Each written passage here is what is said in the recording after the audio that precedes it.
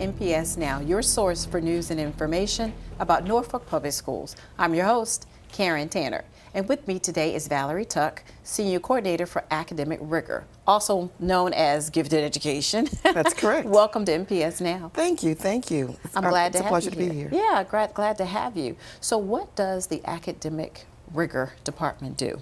All right. We, of course, gifted education, identification, and services for gifted learners, but also College Board, AP testing.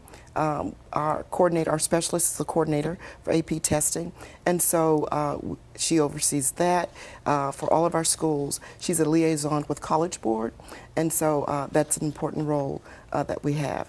Also, we help with teachers with being able to differentiate their instruction for higher ability learners. So how long have you been in charge of this department? And what exactly, if you had changes, what kind of changes have you made? Okay. This is my second year, and very little changes, but continuing what we've done in the past. We believe in services before identification, which means that there's some students that may exhibit gifted characteristics. So therefore, they may go to their gifted resource teacher. Their teacher may recommend them. And so the gifted resource teacher may work with that student before the testing process begins. And so that's are some of the things that we do. So how does that happen? If I have a child and I'm like, I wonder if my child's gifted, what's the process and how do you identify them? Okay, good. The process is, first, the child is referred. So the referral can come from a parent, the student themselves, another student, the principal, or a teacher. And so that referral is given to the gifted resource teacher. Every school in Norfolk Public Schools has a gifted resource teacher. That gifted resource teacher will then in turn give the parent a permission to test form and a parent rating form. Then there's a teacher rating form that's also used. Then we have our testing. Right now we're in the midst of our testing period. That's the month of November, where students grades 2 through 12 are tested for in the areas of mathematics, communication skills, upper grades, social studies, science, and history. And English, I'm sorry. And then first grade, we test district-wide to cast a wide net to be able to capture those underrepresented populations. Sometimes they're gifted students who may not exhibit those characteristics we're used to seeing. So by testing district-wide all first graders, it helps to capture that, and that happens in February. And let me ask a quick question here. So when you test these students and you find out they're gifted, then what's next? Even though you're going through the regular school year, do you pull them out? Do you do inclusion? What do you do? Yes, we do that as well. So it depends on what grade level. For elementary grade level, there's either pull out or push in. When we talk about push in, the gifted resource teacher may come into the class when the class is doing their reading circles, for example. The gifted resource teacher is working with those higher level readers, and the classroom teachers then in turn working with the average readers. And then there's some schools that even will have the special education teacher that will be working with the lower level readers. And this can happen in the same classroom. Or with pull out, the gifted resource teacher works exclusively with their gifted or could be higher ability learners. Now that we're doing testing assessments in schools, our Tier 1 students sometimes can be pulled with our gifted resource teacher. So because it's like a blended classroom, but everyone's getting different type of instruction. Exactly. To the level where they are. Exactly. They get what they need. Exactly.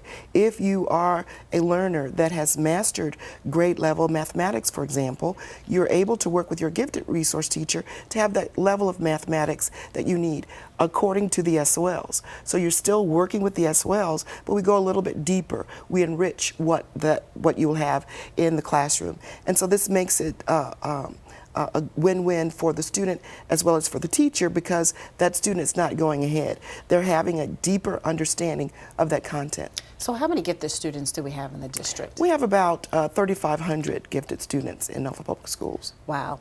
So you explained how we meet their needs, and isn't there like a council that's like connects with the parents to get the gifted parents to talk with the schools to make sure everyone's, I guess, in alignment? How does that council work? Yes, this is a very, very important part of what we have. We have the gifted education Advisory Committee. This is composed of parents, of gifted resource teachers, of community members working together to really look at our local plan. Are we following our local plan as we say that we should? Look at the services that we're providing for our gifted learners, and if they're growing appropriately. So what type of partners do we have to match this gifted program? Because we were just talking earlier about the junior scientists with Nauticus. Exactly. We have many community partners, and Nauticus is one of those that we're proud to say that we have. They have the Junior Scientist Program, in which the students work with the Nauticus program to replenish the oysters with the Oyster Foundation. They also work with chemistry of the Bay region, of our waterways, and do testing. They also have Sail Nauticus program, where our students that are in our only gifted program, Young Scholars program, works with Nauticus to learn how to sail. And so that's a very, very exciting for our sixth graders. It is exciting, but I know you also want to educate the whole child. So you just recently held a special meeting on a survival guide for families of gifted and high ability teens. What was that meeting about? Yes, we are tasked to have parent workshops from time to time, and that parent workshop was about, what is it about my gifted teen and how can I reach them? So it was an interactive workshop in which the parents were able to work with the gifted resource teacher and talk about the different aspects of that adolescent years. The things that a gifted student goes through is very similar to other students, but because of their higher level of intellectual ability, they tend to think a little bit deeper about things, so world affairs affect them a little bit more than some other students, and so therefore sometimes they internalize, or sometimes they may act out according to what's going on. And so this gives, we gave parents some tools to help them, to help their teens. Well, great. So if I have a child and I think he or she is gifted, how can they contact you and find out more information? Okay, the best and the foremost place to go is their school and contact their gifted resource teacher. The office staff will know who the gifted resource teacher, guidance will know who the gifted resource teacher is. That's the first step. Now, if you can't find that out, or you want to contact the Office of Academic Rigor, that will help also. Yeah, share that number with us. Okay, the number is 852-4674, option 3. Option 3. Thank you for coming on the show and sharing this great information about academic rigor and also gifted education. And we look forward to having you on the show again. Thank you. And we want you to stay tuned for more NPS Now.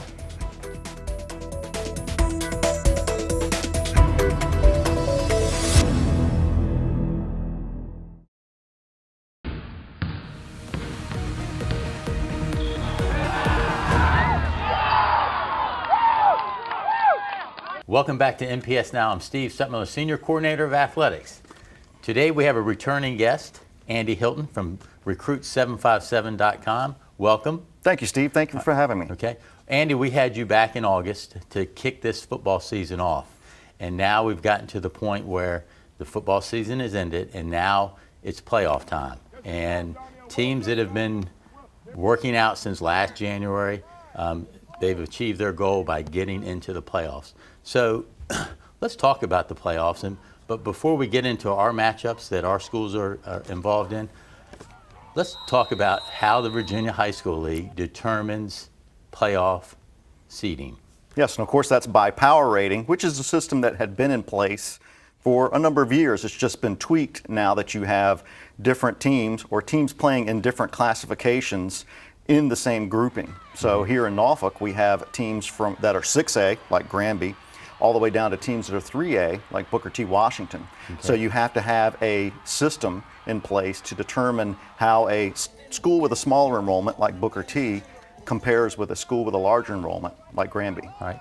So, I mean, if you look at the rankings that just came out through the Virginia High School League, you see a lot of teams that are 9-1, 10-0, 8-2, but then you got some teams that are 4-6, 3-7, 2-8, getting into the playoffs. So Expand, how do those teams get into into the playoff? Sure. Well, and that's interesting because just before they did this reclassification a couple of years ago, there were locally, depending on the classification, well, the classifications were solid, but you had an 8-team bracket. Now you have a 16-team bracket because under the old 8-team bracket, you never knew, and you still don't know from year to year who's going to be or how many teams are going to finish 8-2, 7-3. You had some 8-2 or 7-3 teams left out of the playoffs that felt like they were very deserving. In order to have a balanced playoff bracket, you have to double the number of teams. Now that we have 16 teams, you're going to have some teams that are 3-7, Gotcha. 4-6, 5-5, depending on the classification, making the playoffs. And there's been some complaining that, oh, the teams with losing records shouldn't make the playoffs, but that's really the only way to do it and keep it balanced. Sure. All right, so we have 5 schools in our city that compete in the Eastern District, and we almost had 5 qualified for the regional playoffs, which would have been a Everyone great was in thing. the hunt. So, and all the way down to the end. So it made each week interesting. Looking at the 6A level for Granby High School, they finished 5-5. They had a great season, but they didn't get in. So. Well, 6A was very competitive. 6A is where you have teams like Oscar Smith and Ocean Lakes at the top, and in that case, locally, the top 8 teams by power rating made it. Granby just missed the cut. Yeah, and they had an unfortunate handoff at victory formation that really prevented them from getting in because they had that victory in against hand. Wilson. Yeah. Yes. So, and there's been, of course, there's always some games along the way where you go, I wish we would have done something different on a particular play. That's and I think sports for you. That kind of falls to where Booker T season went. They finished 3-7 at the 3A level, but they had a team 2-8 get in over them. So they had some games that they could probably look back and say, hey, if we had taken care of business, we're in that playoff hunt, which would have been, again, that would have been 5 teams from our city in the regional playoffs. And ultimately, that's where scheduling, which is beyond the control sometimes of the athletic director or the head coach. Lake Taylor, I'll use them as an example. Bobby Pannenbacker over at Lake Taylor and Hank Sawyer worked together to get a schedule done. They want to play as many tough teams as they can because this is where the power rating comes into play. If you're playing teams that win a lot of games, you're getting more points for the wins that you have against those stronger teams. Okay. Well, that's a good lead in. Let's talk about Lake Taylor. Their first matchup is against Denby High School. So talk about that matchup. Well, Denby's out of the peninsula. Denby is one of those teams this year that has sort of won the games they should have won, lost the games against stronger teams that you might say should have lost. Denby's coming in having won games against teams like Menchville, Warwick, Gloucester. Those are teams that didn't make the playoffs. So for this particular matchup, you would see Denby as a team that may have a tough time in this game because they're used to beating weaker teams, stronger teams they have not been as good against. All right, and Lake Taylor is the #1 seed overall. So talk about the Titans, and if they can get through their first matchup, where do they go after that? Well, this is the type of game that Lake Taylor gets rewarded with for being the #1 seed. So they should be playing a team like Denby, who's really honestly lost more games than they've won.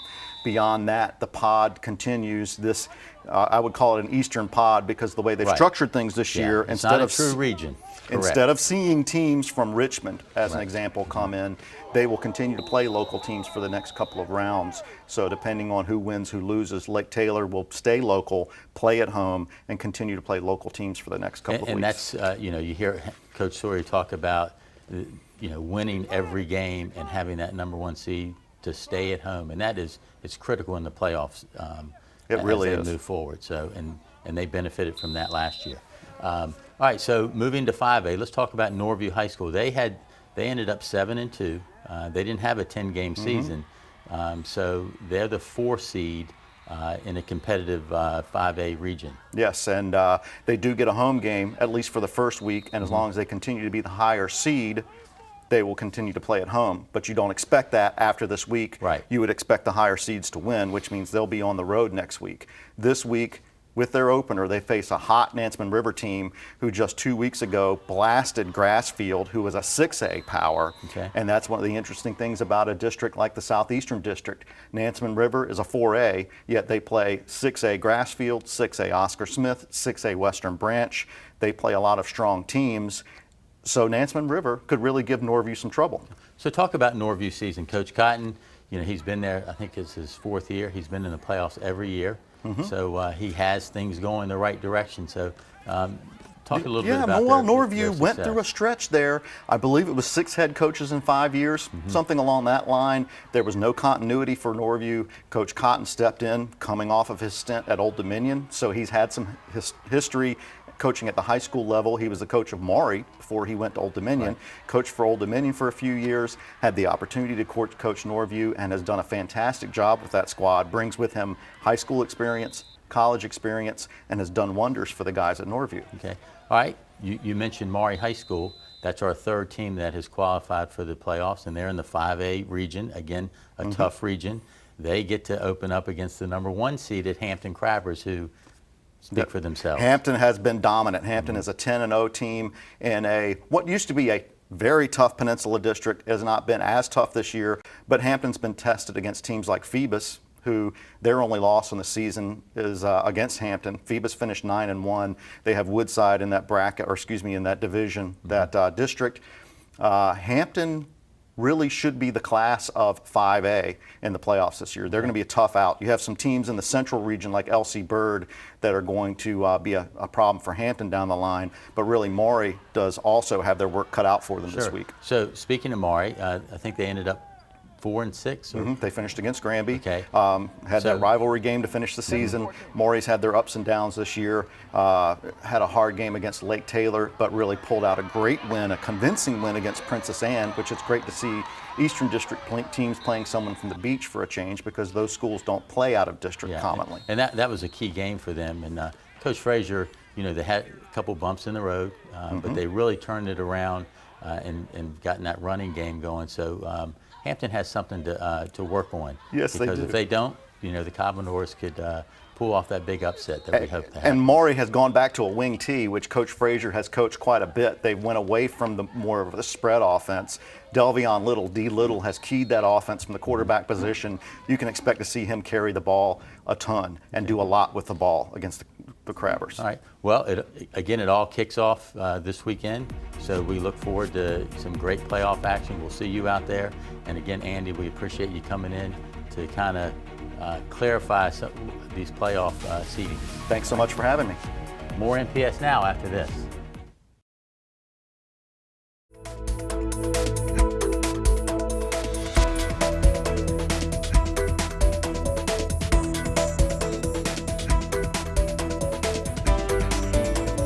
Welcome back to NPS Now. With me now is School Board Chair Rodney Jordan and Candace Jones, Norfolk Council of PTA President. Welcome to you both to NPS Now. Hi, thanks for having us back. I'm glad to have you here, and we have an upcoming joint meeting we're going to talk about. But first, I want the community to meet you, Candace. You are the newest Norfolk Council of PTA President. How long have you been in that role? Since May of last year. This year was when I took the role of Norfolk Council PTA President. Now, how long have you been involved with the PTAs? With Norfolk Council PTA, I've been involved for about the last maybe 5 years, but I've been involved with PTA in general for about 10 or 15 years now. So what gets you involved? I mean, what makes you want to be a part of this organization? My children and just children in general. I love interacting with the children. I like being the voice of the children and just being involved, period. What's the role of the Norfolk Council PTA Executive Board? Well, the role of the Norfolk Council PTA Executive Board is to basically bridge the gap between Virginia PTA and the local PTA. So just to support what's going on in Virginia. Great. And Mr. Jordan, we have a special meeting coming up. Yes, we do. And I want to get you to talk a little bit about that. What's this joint meeting that we're doing with the Norfolk Council of PTAs? So each year, the school board and the Norfolk Council of PTAs holds a joint meeting. And last year, we held one and went very well. And part of what we did at that meeting was ask the community what were some ways that the school board could be even more engaged. And so part of what came out of that meeting is that we do two this year. So I'm excited about being able to work with Candace and her team. We'll have this joint meeting. It'll just be another opportunity for school board members to partner with the PTA to make sure that we're learning what they're learning every day on the ground, and also for us to hear how we can better support not only the Norfolk Council of PTAs, but each PTA unit that's out there in our district. And I think it's important for the community to know and parents to know what the role of the school board is. And I think every time you have this meeting, you share that because it's transient area. So we have new folks coming. And then some of the initiatives that the Norfolk Council PTA is doing. So kind of share with us some of the initiatives this year or the goals of the Norfolk Council PTA. Well, as a goal that we've chosen is to really just increase membership, get more people out and more people involved with what's going on. A lot of parents don't know how to get involved, and a lot of people think that just because they're part of the PTA, they have to be there every day, and that's not exactly what you can do. You have working parents, you have parents that could be there part-time. Anytime you're involved with the children, you're an advocate, so whatever you can do, your time is always valuable to us. So we just want more people involved out there with us, on board with us. Now, are we thinking about this meeting just being open to the parents, or is this open for the community too?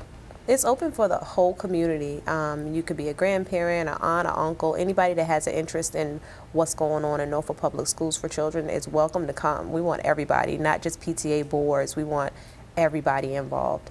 What's some discussion points? Oh, go ahead. Well, I was going to say, and of course we would want those that come to join and get involved. I mean, part of what we want to achieve here is not only letting folks know how to get involved with their local unit, but also how they can support some of the initiatives. I mean, Candace was talking about that bridge that the Norfolk Council PTAs provides. I mean, PTA is a movement, and so you have impact not only at the local level from policies that school boards may adopt, but also what's happening at the state level and what's happening at the national level.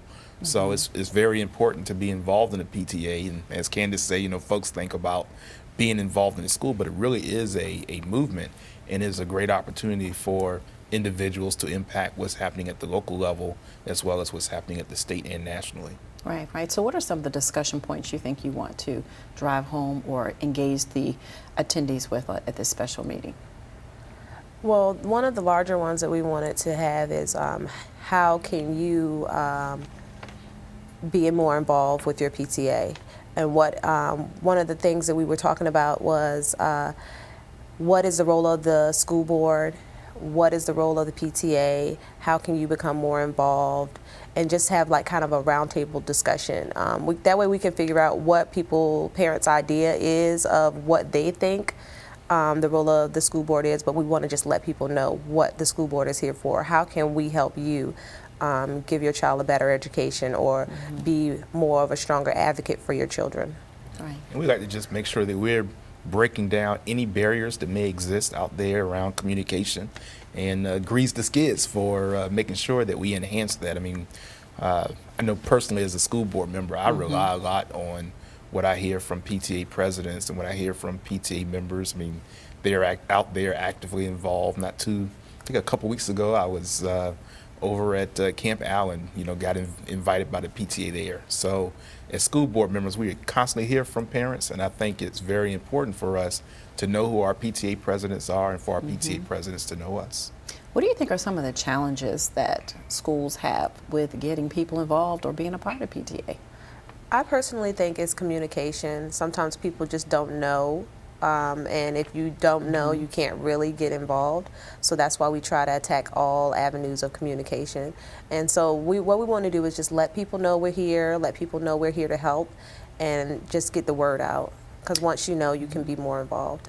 And why do you think it's so important to hold this type of joint meeting? And what do you think that after you have this meeting, it's going to get supercharged to parents and the community to say, hey, we're going to start getting a part of the PTA? I mean, are we really going to break those barriers and talk about those challenges as we were mentioning earlier? Well, we're open. I mean, so I mentioned last year we had discussions.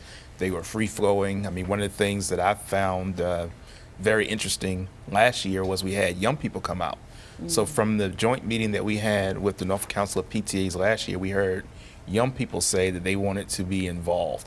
From that, the school board began to look at a youth school board member. So right now we are in the process of following through on going about the process of having a youth school board member, and that's just an example of one thing that came out of our conversations with the Norfolk Council of PTAs. And I can tell the school board has taken this initiative very seriously, the connection and collaboration, because you're the school board liaison now. Yes. So they're really taking this seriously, that they want to show that connection between the council and the school board and supporting you all. So that's great. Yes. So if a parent is watching this show and they're not sure how to join PTA, what do you suggest they need to do? I suggest you go to your school, ask who's on my PTA, how do I get involved? And if you go there, they should be able to tell you how to get involved, and then you could always reach out to the council. We have a website that's connected with the Norfolk Public Schools website, and we're always here to help. We have a lot of people on our team that are eager to help parents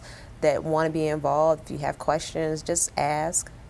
Yeah, and it's on the parent portal, so they can go to our NPS website, click on the parent portal, and we have you on the left-hand side. Awesome. Yeah, so recap for us one more time, the date and the time and location. You would put that on me. So, I'll put it on go ahead, go for it. I can answer. I know. It's going to be next Monday at Larchmont. Larchmont is hosting us on next Monday at 6 o'clock p.m. Okay, and that's Monday, November 16th Right. Yep. at 6 o'clock at Larchmont Elementary School. Yep. Well, we look forward to being there as well, and I want to thank you all for coming on the show today and us getting to know you, Candace. So Thank hopefully you. you'll get some phone calls or some emails of some parents wanting to join the PTA. Great, that'll be great. I'm looking forward to it. Thank you Great. for having me, Karen. Great, thanks for coming on the show, and you too, Mr. Thank you for Jordan. having me once again. Thank you. And we want to thank you for watching NPS Now. It airs weekly on WNPS Channel 47, or you can view us online at www.npsk12.com. If you have any great story ideas or information you'd like to share, email us at nps_news@npsk12.com. Again, we always want to thank you for watching NPS Now.